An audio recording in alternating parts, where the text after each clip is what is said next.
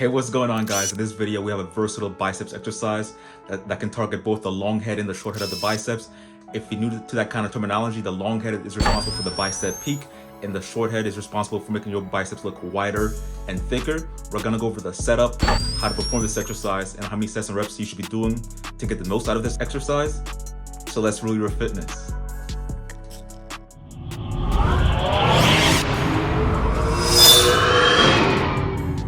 Now, when it comes to the setup, it's pretty simple. All you're gonna need is an incline bench and a pair of dumbbells. For the incline bench, make sure it's in a comfortable height to the point where when your arm is straight with those dumbbells, the dumbbells are off the ground. Now, when you're performing this exercise, make sure you keep your core tight so that way you're not moving around. There's no wasted movement.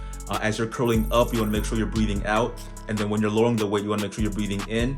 And make sure that the back arch is not too much on that incline bench. And to make sure that doesn't happen, tightening your core will help with that. Now, when you're doing this incline bench bicep curl, the way to target the long head of the bicep is to curl how most people do when they do incline bench bicep curls.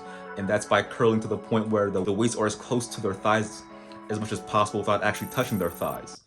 Basically, we're to the point where the inner part of the bicep is not showing as much. Now, if you want to target the short head of the biceps, what you're going to do is the opposite. You're going to externally rotate and curl at more of an angle to the point where more of the inner part of the biceps is showing as opposed to when you're training the long head. And as you can see with the side-by-side shot, targeting more of the long head and or the short head, when I'm targeting more of the short head, you can see that my inner part of my arm is showing more. I'm curling more at an angle. With targeting more of the long head, you can see the weights are closer to each other. And when you're doing both ways, it doesn't matter. Make sure you're trying to only move the lower half of your arm, because once you start moving the upper half of your arm, you start to bring the front delts into action, which we don't want when we're training our biceps. And when it comes to sets and reps, I recommend each way to do 3 sets, 15 reps each with progressive overload, whether that's increasing the amount of weight after each set and or increasing the time to do each repetition, whether you're doing, 3 seconds up and then lowering for 3 seconds down. And if you're getting value out of this video, please subscribe, turn on that bell, leave a comment down below, because here on this channel,